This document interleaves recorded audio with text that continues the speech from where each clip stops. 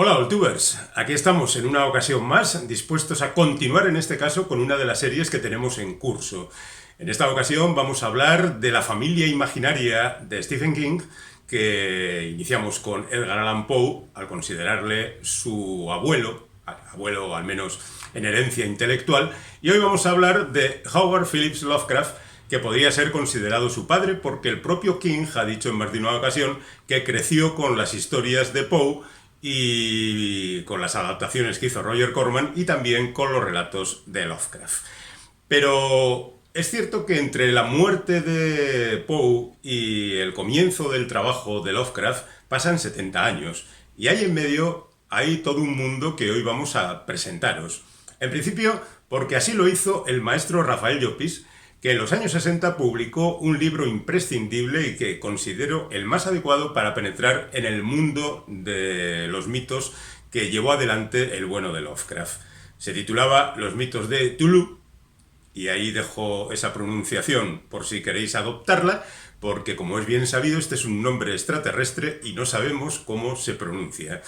La gente puede decir Tulu, Cthulhu, que no sé muy bien a qué obedece, pero a mí siempre me ha parecido más amenazador Tulu, aunque no esté acentuado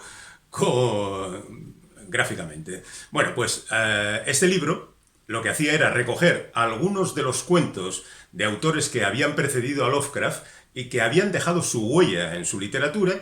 Después, una segunda parte con parte de la obra de Lovecraft, los cuentos más cortos, quizá no los más representativos, pero siempre interesantes, mezclándolos con otros contemporáneos suyos y al mismo tiempo incluso algunas bromas que se gastaban entre los del círculo que trabajaban con estos materiales. Y la tercera parte quedaría para aquellos que siguieron su camino. Nosotros vamos a hacer exactamente lo mismo.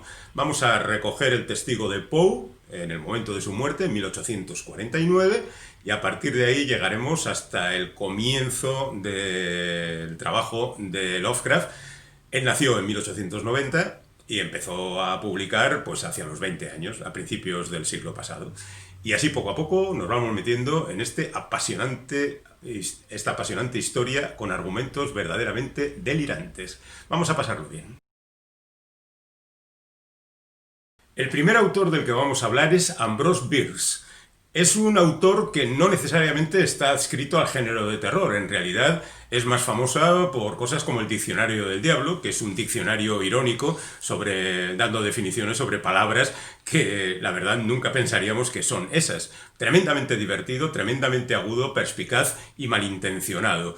Y luego, por ejemplo, historias de soldados y civiles. Las de soldados las vivió en su propia carne porque estuvo en la Guerra Civil estadounidense, porque este hombre nació antes de que muriera Poe. Nació en 1842 y la verdad es que trabajó como periodista y como escritor de diferentes cosas, pero de repente escribió un cuento que tiene relación con nuestra historia, que es un poco el eslabón que enlaza una cosa con la otra, porque un habitante de Carcosa es casi un ensueño, una situación difuminada por la niebla, algo que no se nos explica exactamente qué es, pero crea ese ambiente propio para que pueda ocurrir cualquier cosa sobrenatural o natural. Y estaría emparentado con la literatura de Poe, por ejemplo, con el relato Silencio, que es más o menos semejante. Alguien que está observando el mundo, reflexiona sobre ello y ve cosas amenazadoras. Porque el mundo es así y el inframundo ya ni os cuento. Bueno, este es un hombre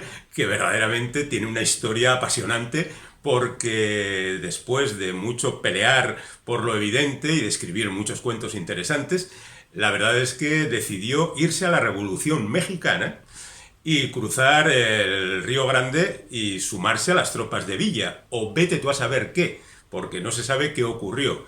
Él, en su última carta, dejó dicho: un yanqui en la Revolución Mexicana. Esto sí que es eutanasia. Él tenía por aquel entonces ya 70 años, 72 años, y decidió irse allí porque dijo, bueno, esta es una forma heroica de morir. Y no sabemos cómo murió, salvo que hay una novela de Carlos Fuentes titulada Gringo Viejo que lo cuenta, y una película de Luis Puenzo que la adapta al cine, con Gregory Peck interpretando a Ambrose Bierce.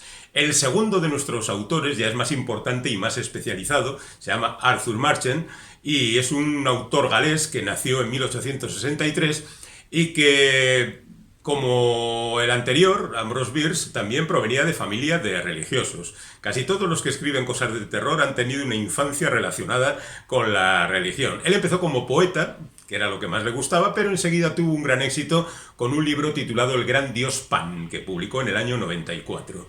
Y ahí ya la cosa empezó a gustarle, tanto que al año siguiente publicó Los tres impostores, un volumen donde había un cuento que enlaza directamente con los mitos de Tulu, que sería Binum Sabati. De hecho, ese cuento está incluido en la antología de Rafael Llopis. La historia es la de un tipo depresivo que se va atormentando, entonces viene el médico, le da ese Binum Sabati, también llamado el polvo blanco, él lo toma y poco a poco su personalidad va cambiando, convirtiéndose en algo amenazador. Bueno, la verdad es que la literatura de Machen es buenísima. El tipo escribe fantásticamente, escribía fantásticamente y la mayor parte de sus relatos son siempre interesantes. Tiene títulos como La colina de los sueños, El pueblo blanco, El retorno, El horror, todos son recomendables. Y perteneció a lo que se llamaba la Golden Dawn, es decir, la orden de la hermética de la Golden Dawn, del amanecer dorado. En realidad son unos descendientes de los Rosacruces.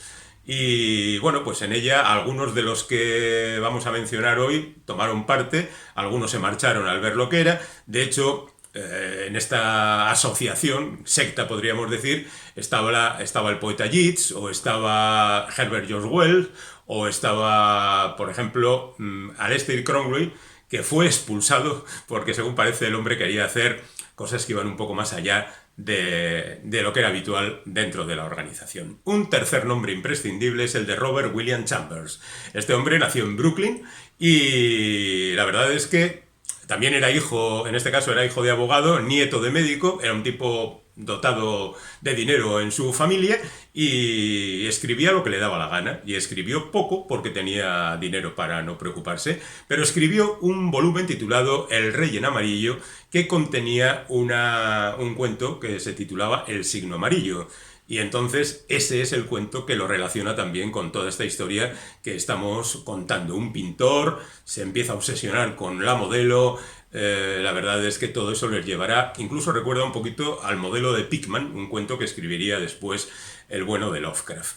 Otro personaje notable es Algernon Blackwood, que nació en 1869, que era inglés, y que fue granjero en Canadá, y fue buscador de oro en Alaska, y fue hostelero en el oeste americano, reportero en Nueva York, también perteneciente a la Golden Dawn, y escribió 34 volúmenes de cuentos, ahí es nada, 15 novelas y 7 obras de teatro. Entre las novelas, entre los relatos, podíamos mencionar los que escribió con el personaje de John Silence, que es un investigador de lo desconocido, que es un tema que ya abordamos cuando hablamos de La mujer del bosque, de John Connolly, sobre ese investigador llamado Charlie Parker, y dábamos un repaso a los investigadores que le habían precedido. Allí está un poco más ampliado este trabajo. Blackwood escribió algunos cuentos estremecedores. Lovecraft consideraba Los sauces el mejor cuento de terror de la historia, pero a mí me aterroriza particularmente el Wendigo, que, bueno, pues es un personaje de cómic, es un personaje del folclore canadiense, pero en el tratamiento de Blackwood es verdaderamente estremecedor, uno de los cuentos que más miedo me han dado. Y la verdad es que coincide un poquito con lo de los sauces. A mí me gusta un poquito menos esta. Lovecraft tenía otra idea. Son en ambos casos dos personajes en ambientes hostiles, uno en los bosques del Canadá y en el otro recorriendo el Danubio, encontrándose con cosas muy misteriosas. Y ese Wendigo que rapta a uno de ellos y se oye la voz, me quemo los pies, es aterrador, de verdad. Seguimos enseguida. Seguimos nuestro repaso a los antecedentes de Lovecraft hablando de Edward John Moreton Drax, 18º barón de Dunsany. Este evidentemente era un tipo con dinero, con honores y con muchas posesiones, y escribía un poco lo que le daba la gana, pero tenía un espíritu aventurero que le llevó a luchar en la guerra de los Boers en Sudáfrica, en el cambio del siglo XIX al XX, y estuvo también en la Primera Guerra Mundial. Él escribió historias como La espada de Welleran, Los cuentos de un soñador. Casi todos sus cuentos son de fantasía. Hay más fantasía que terror. La hija del rey del país de los elfos, El libro de las maravillas, El crepúsculo de la magia. todos son muy, muy aprovechables y tiene un tono poético maravilloso porque él era poeta, él empezó como poeta y siguió también como dramaturgo y escribió su autobiografía y ya digo que es muy interesante. Hay una película, Sucedió Mañana, hecha por René Clair en el 44, en el que aparece un periódico que cuenta las noticias del día siguiente, que es una idea muy buena para una historia fantástica, ¿no? El propio Lovecraft reconoce que influyó mucho en él, en la forma de escribir sobre todo, y que, por ejemplo, el panteón de los dioses de los mitos de Tulu está inspirado en otro panteón, el que presentó Lord Dunsany en el libro Los dioses de Pegana. Si eso no es influencia, pues la verdad es que sin Lord Dunsany seguramente no tendríamos los mitos de Tulu. Otro personaje interesantísimo es Carl Aston Smith, que nació en 1893 en California y que vivió con sus padres prácticamente toda su vida en una cabaña. Se dedicaba a cortar leña, a recoger fruta, a cuidar la huerta, ejercía de albañil, de jardinero, pintaba las casas y también se dedicaba a pintar, a esculpir y a hacer poesía. Con 11 años ya escribía cuentos y con 19 le publicaron el primer libro de poemas, que no está nada mal. Con 22 le escribió un fan que había leído sus poemas y alguno de sus cuentos y el tipo le manifestaba su asombro y su maravilla. Ese tipo se llamaba Howard Phillips Lovecraft, que había encontrado un alma gemela y que a partir de ese momento pues siguió disfrutando de su trabajo.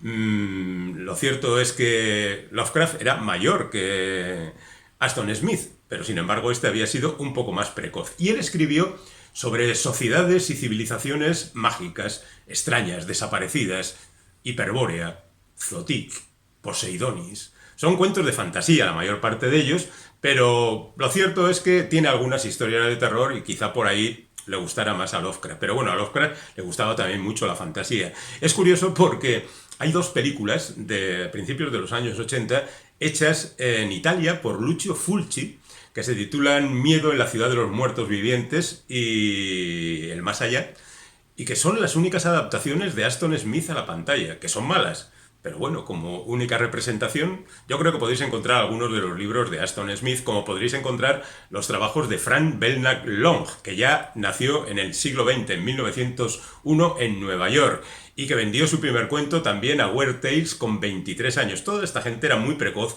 porque escribía desde que era muy pequeño. Él ha hecho guiones para cómics como Green Lantern o Superman o Capitán Marvel, y ha escrito 25 novelas y 150 relatos y 3 poemarios. Es que no solo empezaban temprano, sino que escribían mucho. Y tiene un cuento representativo, muy como dentro de los mitos de Tulu, que se titula Los perros de Tíndalos. Evidentemente esos perros son perros mágicos, Tíndalos es un lugar muy amenazador y aparecen en nuestra realidad. Tenemos también a Robert Irving Howard, del que hemos hablado cuando hablábamos de Conan, porque fundamentalmente este es el autor de Conan y de muchas historias maravillosas y de fantasía. Pero también escribió cuentos de terror. Hay un volumen de cuentos de terror de Howard que son verdaderamente increíbles. Y tenemos a otro antecesor, que es William Hope Hodgson, del que ya hemos hablado también en el vídeo que tenemos dedicado a los investigadores de lo sobrenatural, porque es el autor de Carnacki, uno de los investigadores más famosos dentro de esta especialidad, y la verdad es que merecía la pena dedicarle un tiempo. No vamos a repetirnos, podéis recurrir a ese vídeo, porque nosotros vamos ahora a otra cosa. Con Robert Irving Howard hemos llegado ya a los contemporáneos de Lovecraft, luego hablaremos del maestro, por supuesto, pero tenemos que mencionar a Henry Nutter, por ejemplo, que nació en 1915 y que escribió bastantes cuentos terroríficos. Estaba casado con Catherine L. Moore, que es una de esas mujeres, la tenemos también fichada en un vídeo dedicado a las mujeres que escribieron con nombre masculino, porque ella firmaba como C. L. Moore. Y en muchas ocasiones trabajó a la limón con Henry Nutter y era él quien firmaba las novelas. Novelas como Mutante, por ejemplo, o la creación de Jiril de Joiry, que es un personaje que ha atravesado las historias fantásticas creadas por la buena de Catherine L. Moore, que a su vez tenía otro personaje, Norweth Smith, que era un aventurero fantástico. Pero traemos aquí a Henry Nutter porque es el autor de Las ratas del cementerio. Junto con el Wendigo, es lo más terrorífico que yo he leído dentro de esta especialidad.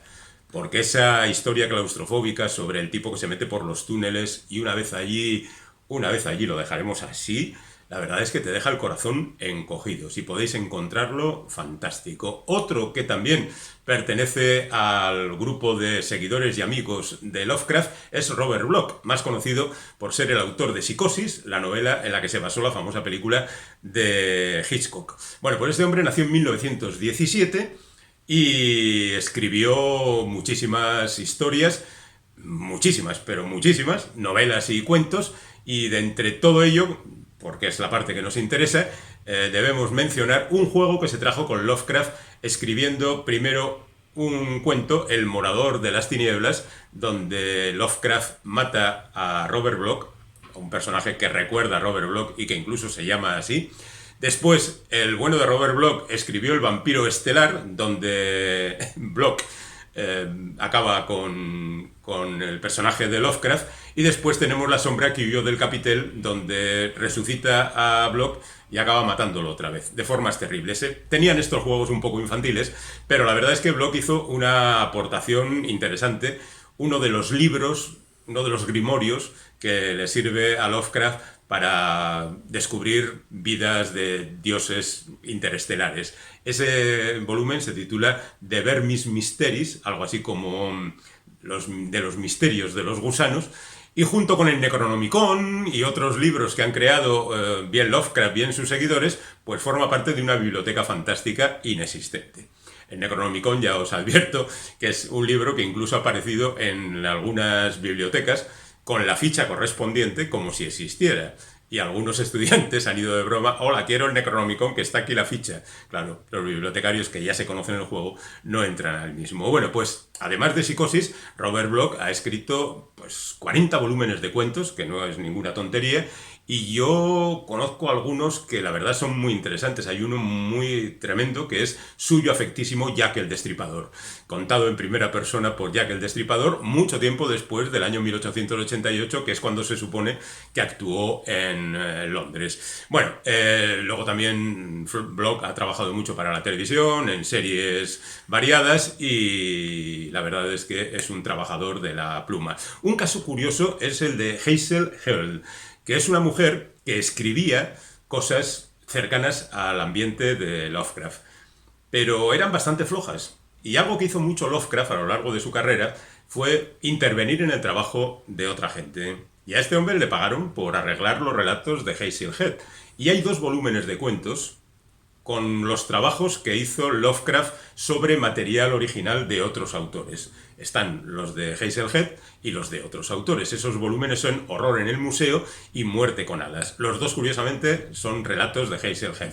Pero es interesante comprobar cómo la personalidad de Lovecraft acababa apoderándose de todo, y los cuentos parecen cuentos de Lovecraft, independientemente de que la idea original fuera de otra persona. Dejamos pues, pasamos de Lovecraft, luego le dedicaremos unos minutos, por supuesto, porque no tendría sentido sin él este vídeo, y nos vamos a su heredero más directo. Se llamaba August Derleth. Fue amigo, fue corresponsal, es el tipo que dio el nombre a este ciclo de narraciones, el que nombró los mitos de Tulu, cosa que no le gustaba a Lovecraft, porque esta sistematización no acababa de convencerle. Pero bueno, él fue el que a partir del momento de la muerte de Lovecraft se ocupó de publicar y de insistir y de seguir peleando porque esos relatos, esos escritos tuvieran un encuentro con el público. Y sin él seguramente no conoceríamos tan perfectamente a Lovecraft y a todo su círculo como conocemos. Por contra, Derleth era un inútil como escritor. Y los relatos que cogió de sobras que el maestro había dejado por ahí sin dejar claro pues alguna idea suelta, son unos relatos de los peores que podemos encontrar en esto. Pero como archivero era muy bueno y consiguió crear una biblioteca de 10.000 volúmenes donde se incluía pues todo tipo de libros y hasta 1 millón de cómics. Era un archivero, no era un autor. ¿Qué le vamos a hacer? Bueno, pues 3 años después de la muerte de Lovecraft, y en vista de que él no conseguía colocar sus propios trabajos, no me extraña, pues consiguió que se fuera publicando estos libros, y Él creó también la editorial Arkham House, que luego ha servido, por ejemplo, para nombrar el sanatorio de Gotham en las aventuras de Batman. Pero bueno, Arkham House ha servido para publicar a muchísima gente y él mismo ha publicado cosas, ya digo, que no son interesantes, y fue nombrado por Lovecraft el Conde de R'lyeh. Dentro de esas bromas que se gastaban, ahí estaría este. Donald Wandrey sería el asistente de August Derleth. Él publicó 2 cuentos sobre los mitos, pero sobre todo fue el ayudante. Y luego ya pasamos a los que siguieron la racha, ¿no? Tendremos a Ramsey Campbell, por ejemplo, que nació en Liverpool en el 46, cuando Lovecraft ya había muerto, y que empezó trabajando directamente sobre materiales cercanos a Lovecraft.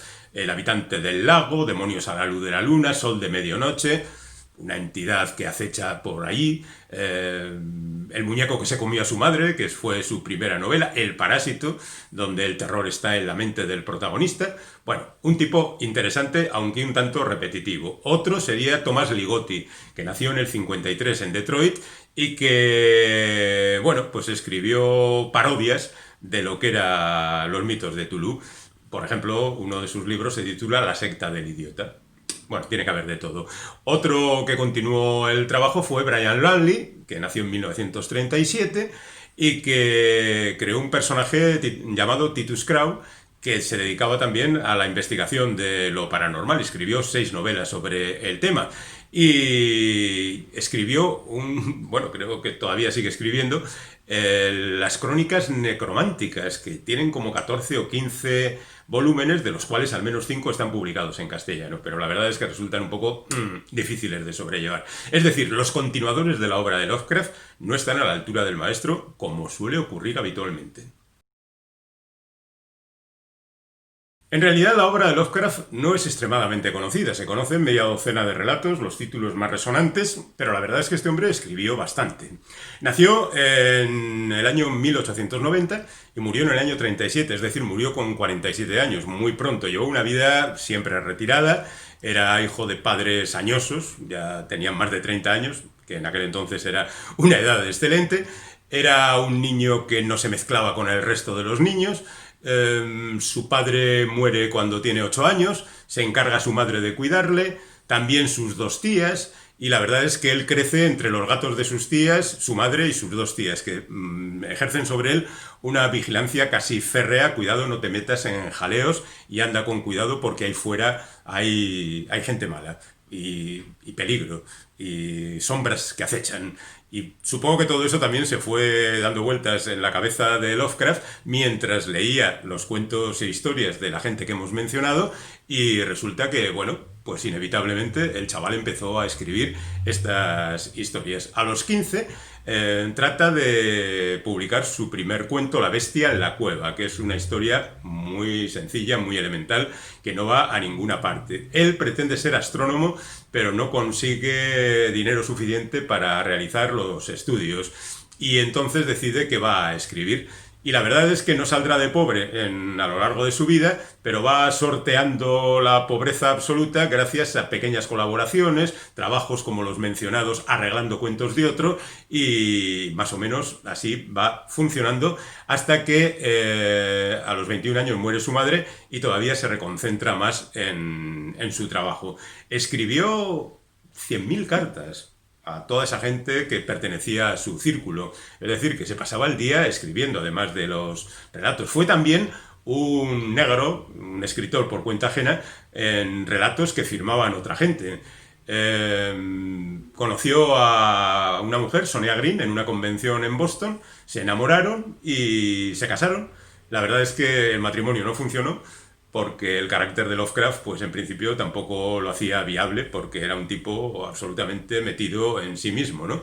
Vivieron en Nueva York, pero ella se marchó a Cleveland porque había encontrado ahí un trabajo. Él se quedó pasando hambre en Nueva York y decidió: para esto me vuelvo con mis tías. Y se volvió con sus tías y ya no salió de allí, se divorció y se acabó la historia. Bueno, podemos decir que los relatos de Lovecraft, ya digo que algunos de ellos son tremendamente conocidos. Repasemos un poquito sus adaptaciones a la pantalla. Por ejemplo, El Palacio de los Espíritus, de Roger Corman, es una adaptación de El caso de Charles Dexter Ward, una de sus historias más famosas.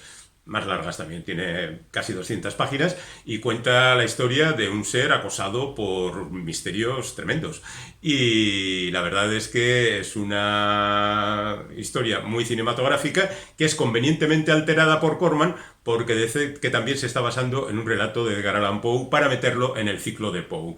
Eso ocurría en el año 63. Poco más tarde se rueda en el año 65 El maestro del terror, que es una adaptación del Color caído del espacio. Esta es una historia que ha tenido multitud de versiones, la última prácticamente anteayer, con Nicolas Cage de protagonista. Es la historia de un meteorito que cae en una granja y una vez allí la cosa parece que al principio no ocurre nada, pero el color poco a poco se va apoderando de las mentes de esa gente. Por cierto, en la última, en la de Nicolas Cage, es muy curioso, hay un momento en que el personaje dice el color, como decía Marlon Brando en la película Apocalypse Now, el horror, el horror.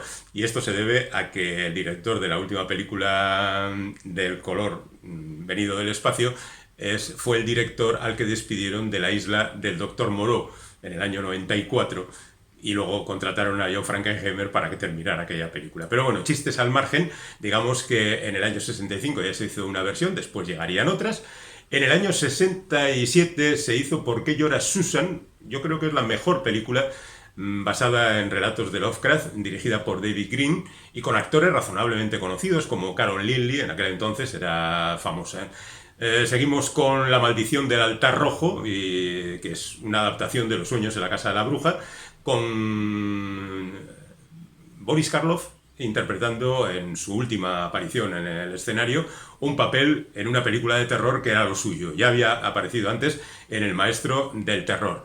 Terror en Dunwich, en el año 70, nos pone en contacto con una de las localizaciones donde ocurren las cosas en las historias de Lovecraft.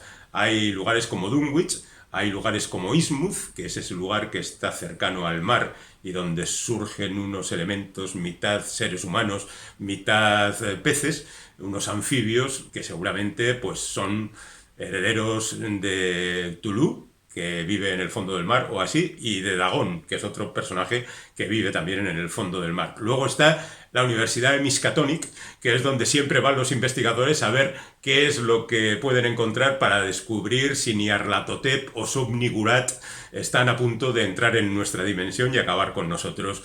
Todo esto son nombres que pertenecen a esta mitología y que la verdad resultan muy, muy satisfactorios, porque le crean a uno la familiaridad de estar en terreno muy conocido, ¿no? Bueno, además de todo esto, Arkham es otro de los pueblos donde ocurren las cosas, de ahí luego Arkham House, en la editorial de August Derleth. Y continuando con esto, pues tenemos la serie de Galería Nocturna, que es una serie heredera de La Dimensión Desconocida y que hizo bastantes versiones de los relatos de Lovecraft. Yo, de hecho, vi por aquel entonces, a finales de los 60, algunos relatos, el modelo de Pickman y demás, que estaban muy bien hechos, porque además eran telefilmes de 50 minutos, pero estaban divididos en diferentes historias, es decir, cada una de ellas podía tener la duración que quisiera, no estaba sujeto a alargar las historias para completar el minutado. Luego, en el año 85, Stuart Gordon dirige una película titulada Reanimator, que está basada en Howard West, reanimador, que es un tipo que resucita a los muertos. Claro, está hecha en plan de mucha broma y mucha sangre, justo reconocerlo.